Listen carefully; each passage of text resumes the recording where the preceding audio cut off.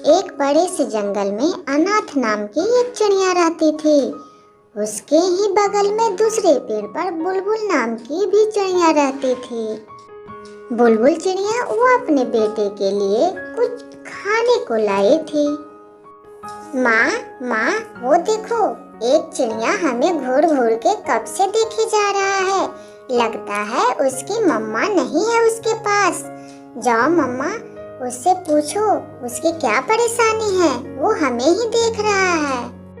बुलबुल चिड़िया बोलती है, बेटा पहले तुम खाना खा लो, उसके बाद मैं जाऊंगा। वो चिड़िया की मम्मा कहीं गई होगी, वो आ जाएगी। नहीं मम्मा, मैं कब से देख रही हूँ, वो चिड़िया की मम्मा तो आई ही नहीं। वो चिड़िया बेचारा कब से अकेला बैठा है। और तो और माँ, जाना तो खाने पीने के लिए पूछ भी लेना, और ये भी पूछना तुम्हारी मम्मा कहाँ गई, कहीं उसे उसके मम्मा छोड़ के भाग तो नहीं गई। आप हमें इतने अच्छे से भोजन करा रही हैं, उसकी मम्मा क्यों नहीं उसे खाना खिला रही है मम्मा। बच्चे की बात सुनकर बुलबुल चिड़िया ने उस चिड़िया के पास भोजन लेके जाती है। चोंच में दबाए हुए वो कुछ फल चिड़ियों के पास लेके गई और उसे खिलाने लगी। बुलबुल चिड़िया भोजन कराते हुए उस नन्ही सी चिड़िया के बच्चे से बहुत प्यार से पूछती है, बेटा तुम पेट भर के खाना खाना, अगर और किस चीज की जरूरत होगी तो मैं और ला के रख देती हूँ तुम्हारे घोंसले में। जब भूख लगे तब निकाल के खा लेना। बुलबुल चिड़िया ने और भी खाने के सामान उसके घोंसले में रख देती है। बेटा तुम मुझे एक बात बताओ, तुम्हारी मम्मा कहाँ है? नजर नहीं आ रही है तुम्हारी मम्मा। आंटी, मेरी मम्मा नहीं है। मेरी मम्मा तो मैं छोटी ही थी तभी वो भगवान के पास चली गई। क्या तुम अकेले हो? तुम्हारे पास और कोई नहीं है? तुम्हारे भाई या बहन या दादा दादी कोई नहीं है बेटा? तुम क्या अकेले इस बड़े पेड़ पे रहते हो? हाँ हाँ आंटी, मैं अकेले ही रहती हूँ इस पेड़ पे। क्या ही बताऊं, मेरी माँ भारी बीमारी की वजह से वो चल बसी और मेरी बहन को कोई शिकारी ने मार दिया था। तब से मैं अकेले ही इस पेड़ पे रहती हूँ और मेरा कोई साथ भी नहीं देता है। और मैं छोटा हूँ ना, मुझे उड़ना भी नहीं आता। जब मुझे भूख लगता है तो इसी पेड़ के पत्ते चबा चबा कर खा लेती हूँ। क्या करूँ? जब आप अपने बच्चे को खिला रहे थे तो मुझे बहुत तेज से भूख लगी थी, आपने मुझे खाना दिया। हाँ बेटा, मैं इसी पेड़ पे रहती हूँ, अगर किसी चीज की कोई जरूरत हो तो मुझे बता देना। जब मैं इससे भी छोटा था तो एक तोता दादा ने मुझे रोज अमरूद खिलाया करते थे। बेचारे तोते दादा को शिकारी ने पकड़ लिया, वो भी हमारा साथ छोड़ दिए। और तो और ये घोंसला तोते दादा ने ही बनाए थे।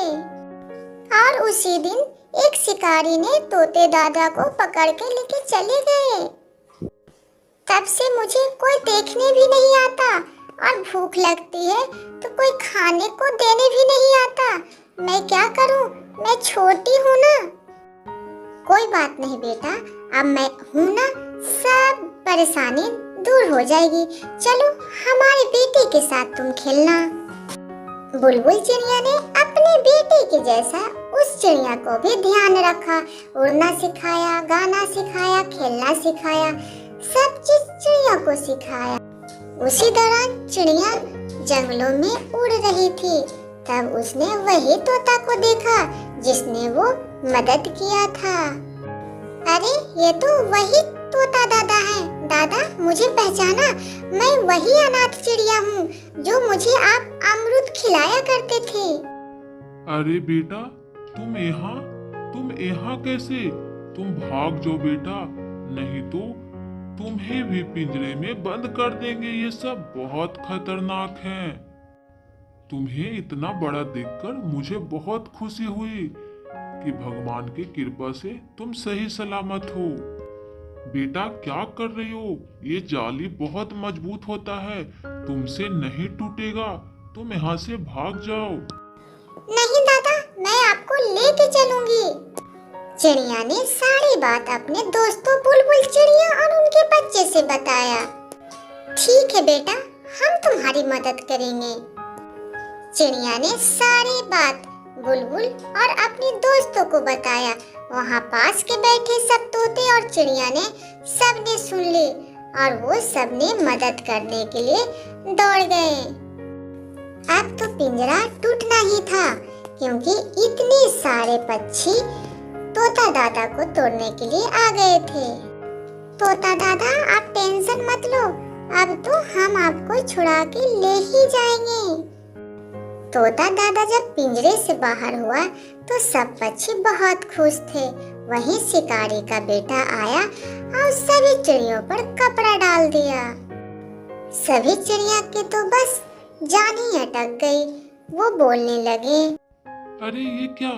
किसने ऊपर से कपड़ा डाल दिया? अब मैं कैसे जाऊंगा, कैसे उड़ूंगा? इतना बोल ही रहे थे कि सारी चिड़िया ने आकर उन पर से कपड़े हटा दिए और चिड़ियों की मदद की। सबने खुशी खुशी चिड़िया अपने घर चले गए और पिंजरे पर कपड़ा रख दिए। सब चिड़िया बहुत ही खुश थे, क्योंकि तोता दादा जो छूट गए थे। सबने एक साथ जंगल में रहने का फैसला किया। सब बहुत ही खुश थे और एक दूसरे को परेशानी में सब एक दूसरे को मदद भी करते। और उसी जंगल में गौरैया नाम की चिड़िया रहती थी। वो 2 बच्चों को जन्म दी थी। दोनों बच्चे बहुत ही छोटे थे, न उड़ना जानते थे न बैठना।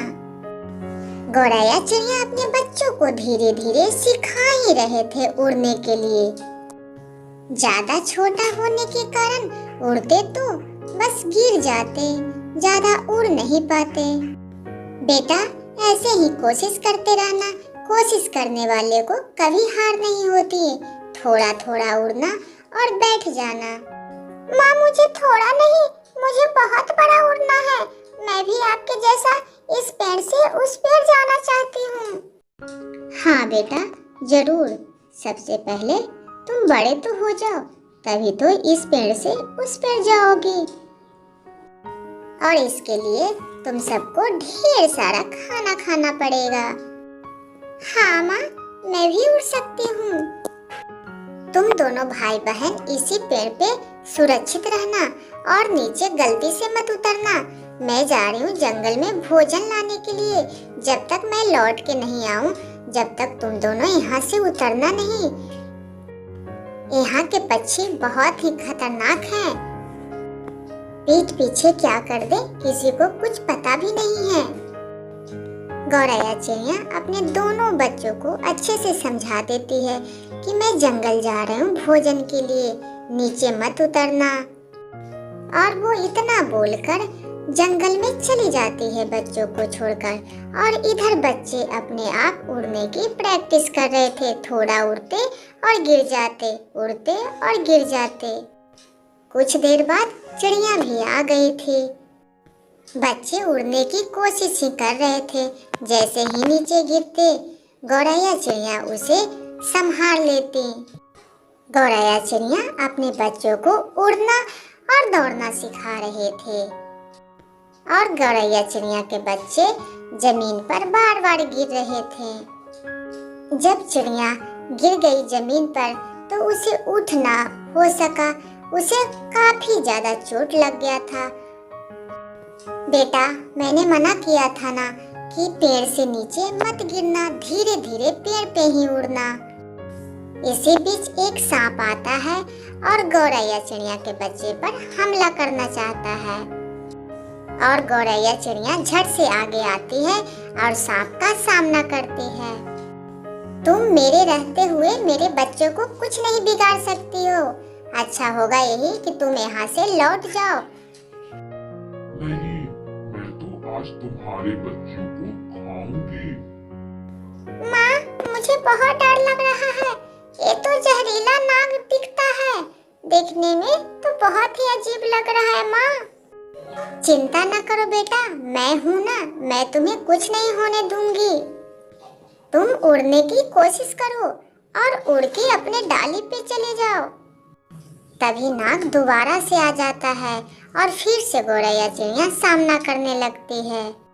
गौरैया का भाई इस दृश्य को सारी देख रहा था और अमरूद रखा था खाने के लिए, वो नाग पर गिरा के नाग का फन तोड़ देता है और दोनों चिड़िया बच जाते हैं।